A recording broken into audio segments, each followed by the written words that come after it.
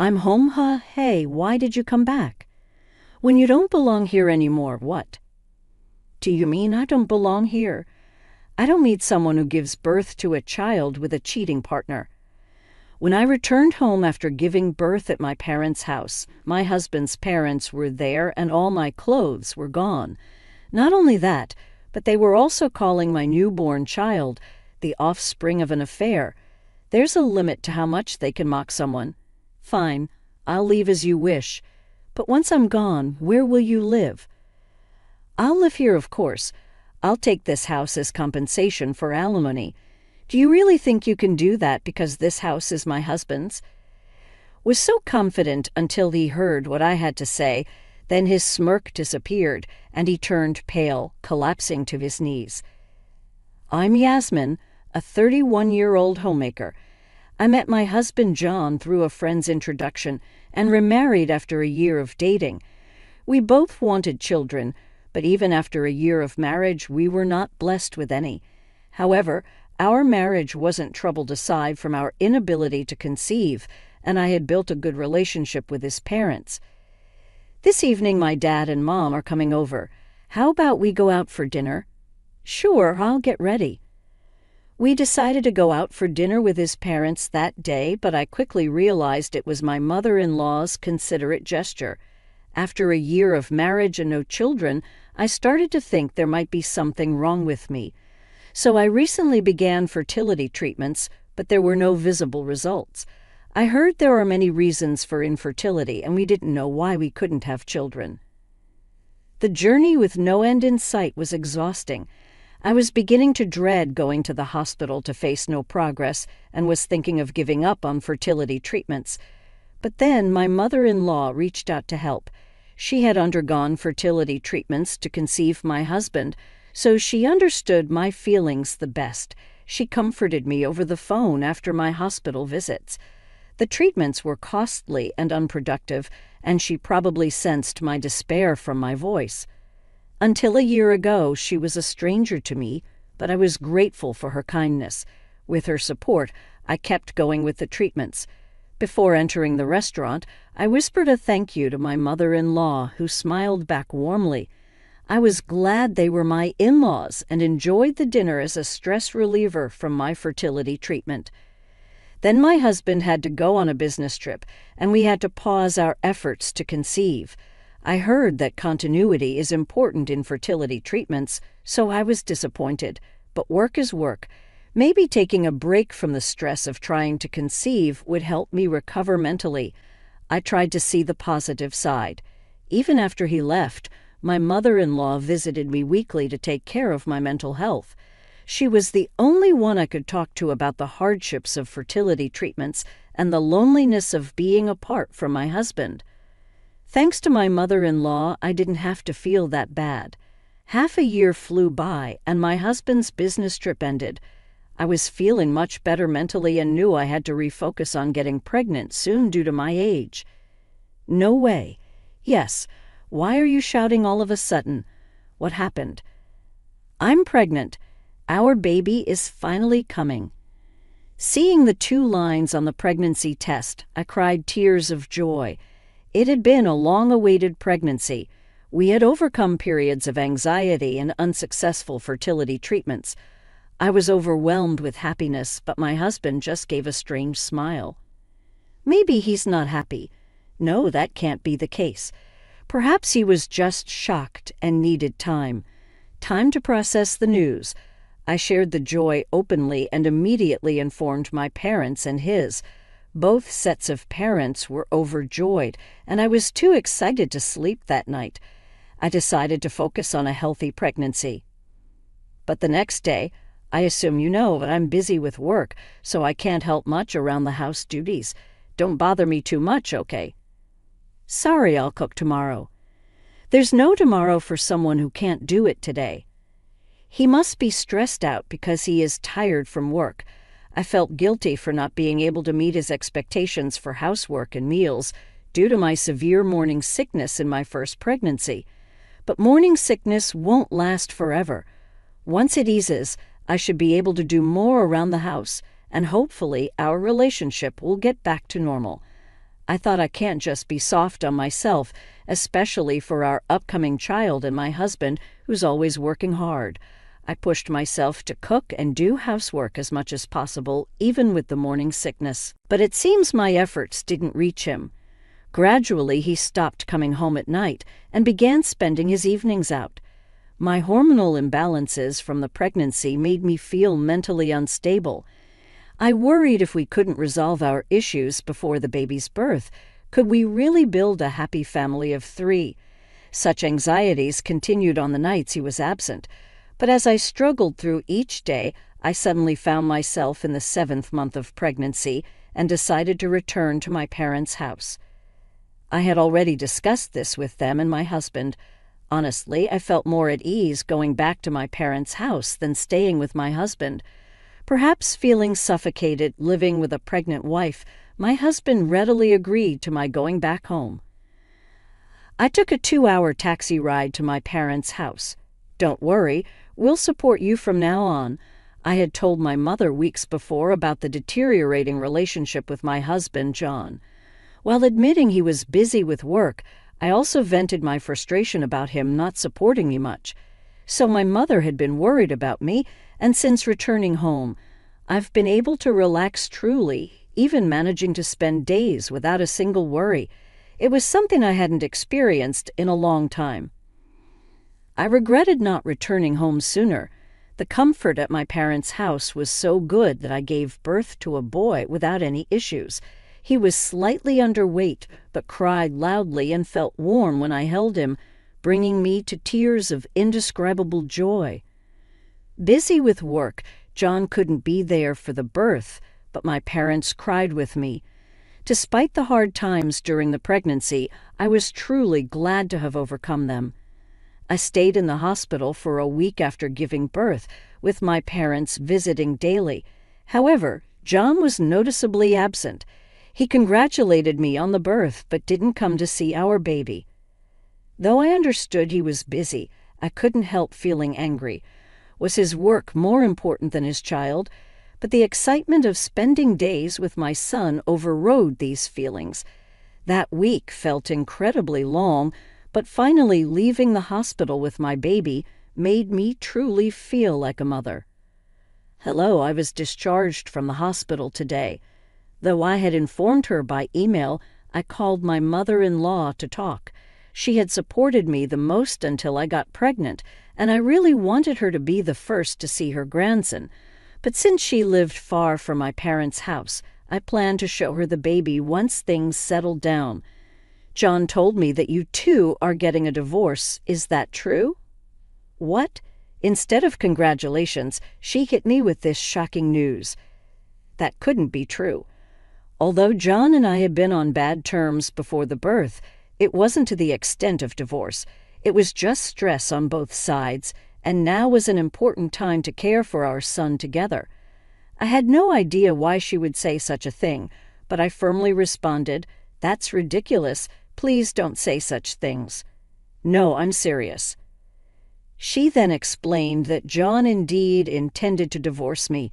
At first, I thought it was a cruel joke, but my kind-hearted mother-in-law wouldn't do such a thing. Her words seemed far-fetched, but not impossible. I calmed myself and decided to contact John. My heart raced and my body trembled as I dialed his number, hoping it was all a misunderstanding. "Hello? Hey, what's up?" "What do you mean, what's up?"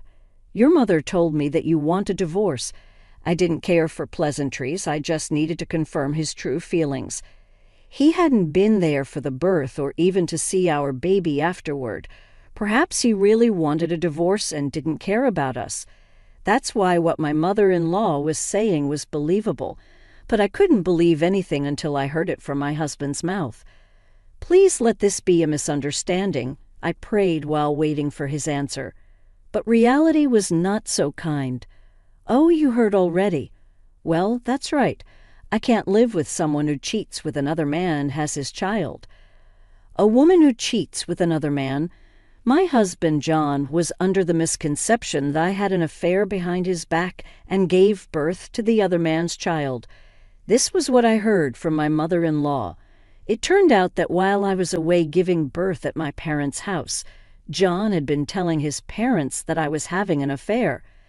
I didn't know when he started to misunderstand, but his cold attitude towards me during my pregnancy and his absence at the birth were because of this reason. But did John really think I was cheating, or was there some other reason he wanted a divorce? I couldn't tell, but I knew I had to talk to him in person, so I decided to return to our house. A month after returning to my parents' house. "I'm home, huh? Why did you come back?" "I told you, you have no place in this house." It seemed John hadn't got my message about coming home today. Perhaps he had blocked my number. Well, that didn't matter to someone who was considering divorce. I wasn't surprised by his cold reception. I continued calmly without losing my composure. "Do you really intend to divorce me? There's no proof I cheated. I know you've been cheating. Plus, I've already moved my parents out and got rid of your stuff. This house is mine now." John bragged with a smirk, heading to the living room. Following him, I saw my father-in-law and mother-in-law sitting at the dining table, and John grinning, holding the divorce papers. "If we are to divorce, this house is mine since I got it from my parents. You should be the one leaving." "That's ridiculous. You cheated, so I'm taking this house as alimony." "It's 3 against 1 here. You don't stand a chance." I hadn't done anything to be suspected of cheating. Seeing John's smirking face, I realized everything. He was framing me, thinking he had convinced his parents to be on his side. Was he under the delusion that by creating a 3 against 1 situation, he could take the house? He was gravely mistaken. "I'm going to make him suffer from this." Thinking that I was about to argue, John said, "We're moving out our stuff. The movers are here." But my mother-in-law retorted, "Trapping your wife is despicable. We're leaving." John's face changed from confident smirking to palpable panic. But this was all part of the plan. He thought he had won over his parents, but he underestimated people. Without evidence, why would they believe his word? I had shared many concerns with my mother-in-law and built a strong relationship. Underestimating this was his downfall. After hanging up with John, I called his parents again. I shared what John had said and reiterated that I hadn't cheated. They then became my allies, confessing they had found John's recent actions suspicious. He had suddenly claimed I cheated and that he would take the house, suggesting they lived together. They had been living in a rental, so living with John in a house would be financially beneficial. They suspected John was trying to leverage this to take the house from me. He might be clever in a way, but careless in the end, and his parents, who knew him best, wouldn't be easily fooled. At this point, it was already decided that my in-laws and I would outsmart John, but one thing was still unclear. Why had John suddenly started this? Our long-awaited child was born, and everything should have been perfect. What happened to him? I didn't have the answer yet. "Stop pinning your own affair on others. We're leaving this house, so prepare for alimony and child support." "Wait, Mom, what are you talking about? An affair?" John and I were both shocked by my mother-in-law's words. He was having an affair? What did that mean? Maybe because he cheated on me, I got in the way, and he was trying to kick me out. Was he trying to get rid of me to take the house I got from my parents? That's beyond despicable. He's trying to ruin my and my son's life and take a significant asset. Ridiculous. Do you think you can get away with this? Wait, I haven't cheated. Just yesterday, a private investigator gave us the findings. They were supposed to report back in a week, but they had more than enough evidence already, my father-in-law said, pulling out a large envelope from his bag. It contained several photos and a report about 20 pages long stapled together. The first page read, "Investigation Results of Infidelity," with attached photos of John holding hands with a young woman. Disgusting. I glared at John, seeing him now as nothing more than a base creature driven by his desires. He seemed like nothing more than a creature driven recklessly by his own desires, less than an animal. I was speechless, but upon closely examining the photos, there were some capturing the moment he entered a hotel. Despite just having a child, it was apparent he had no awareness as a father. My feelings shifted from anger to utter disbelief. Had I really spent 3 years with such a worthless person? This is over now. How are you going to excuse yourself? No, this is where your responsibility as a father kicks in. You knew our marriage wasn't just about us anymore after I got pregnant. It was a momentary lapse. I'm truly sorry. There's no way a person who strays so easily can be a fit father. Don't joke around. My rage, which had subsided for a moment, returned in full force as my husband tried to make excuses. I let out all my pent-up anger, slamming the table and yelling at John, who must have been frightened by the sight of me. For the first time, he seemed frightened by this new side of me, backing away a couple of steps, hiding the divorce papers behind him. What are you hiding? Just because you're in a bad spot now doesn't mean you can back out of the divorce. I'll grant your wish and ask for child support. No, wait. It's better than being a single parent. Enough. I'd rather raise him alone than have someone like you around. He was clearly using the child as a shield now that he felt threatened. Despicable. I wouldn't let such a man claim fatherhood. My anger escalated to the point where I was almost about to lash out physically. We're sorry for the trouble. There's no need to get more upset. We'll take responsibility for our disgraceful son and ensure he pays child support. We'll make him leave the house today and handle the rest. I managed to stop myself, thanks to my in-laws' intervention. I contacted a lawyer regarding divorce procedure. In front of him, he nervously looked at me. Within an hour, his belongings were packed, and he left with his parents for his new residence. Left alone in the room, I felt a sense of loss for a while, trying to calm my mind. But gradually, I started to feel relieved about the outcome.